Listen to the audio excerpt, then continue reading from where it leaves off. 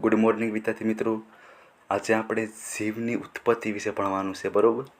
જે તમારે 12મા ધોરણમાં ઉદ્વિકાસ ચેપ્ટરમાં ભણવાનું આવશે, જેમાં બ્રહ્માંડની ઉત્પત્તિ, પૃથ્વીની ઉત્પત્તિ અને ખાસ કરીને જીવની ઉત્પત્તિ વિશે ભણવાનું છે।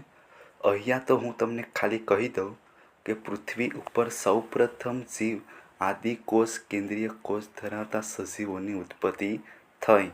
કેવી રીતના થઈ ઉત્પત્તિ તે ઉદ્વિકાસ ચેપ્ટરમાં ડિટેલમાં ભણવામાં આવશે। તો અહીંયા આપણે આદિકોષ કેન્દ્રીય કોષોની રચના વિશે ડિટેલમાં ભણવાનું છે। તો જોઈએ આદિકોષ કેન્દ્રીય કોષની રચના વિશે।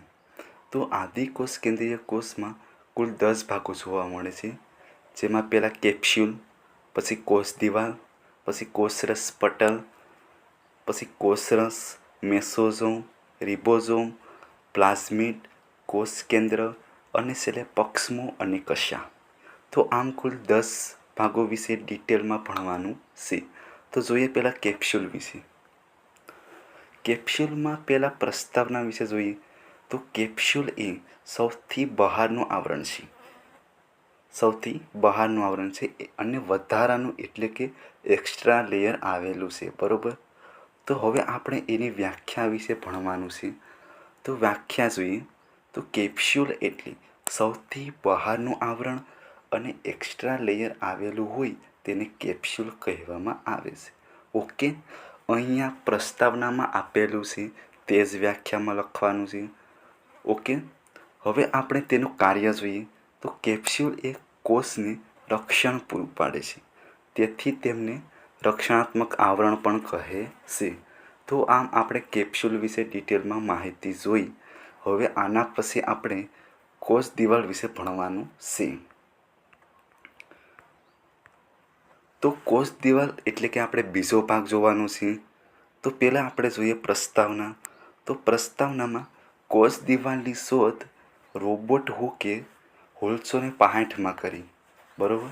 પછી કોષ દિવાલ એ સૌથી બહારનું બીજું આવરણ છે, કારણ કે પહેલું આવરણ કેપ્સ્યુલ હતું। ઓકે, તો હવે કોષ દિવાલ એ વધારાનું આવરણ નથી, એટલે કે અહીંયા મુખ્ય આવરણ છે।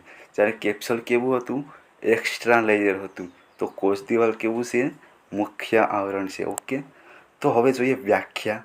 તો કોષ દિવાલ એ કોષની બહારની ફરતે આવેલી ગોળાકાર રચના છે। તો હવે જોઈએ રચના વિશે।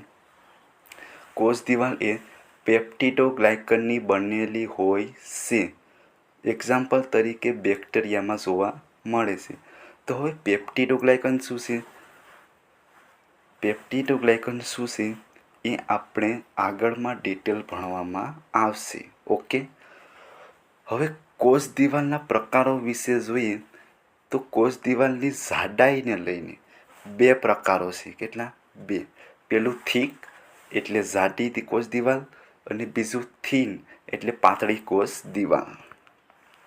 તો પહેલાં જોઈએ જાડી કોષ દિવાલ।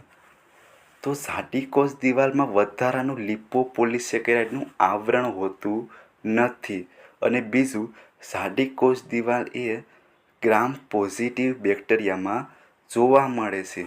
ગ્રામ પોઝિટિવ બેક્ટેરિયા એવા હોય છે જે ગ્રામ સ્ટેનિંગ પદ્ધતિ દ્વારા તેઓ પર્પલ એટલે કે જાંબલી રંગના જોવા મળે છે।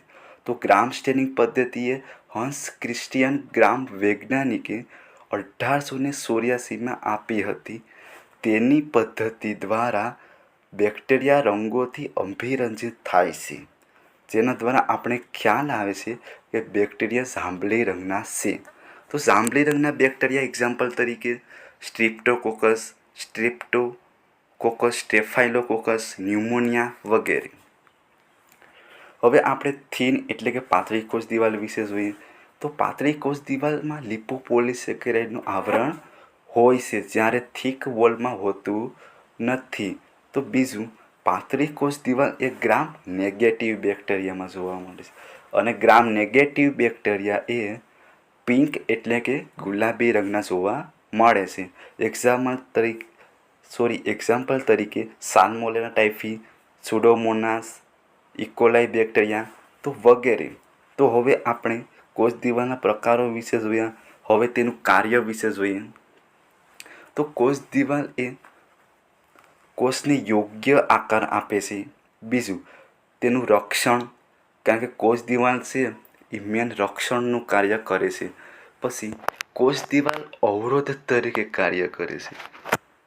પછી કોષ દિવાલ વૃદ્ધિને નિયંત્રિત કરે છે. તો આમ આપણે કેપ્સ્યુલ અને કોષ દિવાલ વિશે જોયું. હવે આપણે આના પછીના લેક્ચરમાં કોષરસ પટલ વિશે જોવાનું છે. ઓકે.